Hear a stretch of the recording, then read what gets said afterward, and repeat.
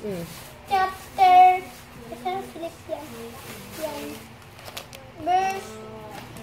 Philippians chapter verse 4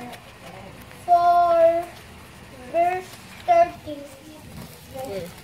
Tapos 13. Ito naman, Mama. Ano yan? Tama ba? Mama. And then, I can do everything through Christ who strengthens me. Philippians 4:13. Tapos, if you love me, you will do as I command. John 14:15. Yan. 14, 15. Tapos pagkitas. Memorize mo muna yun.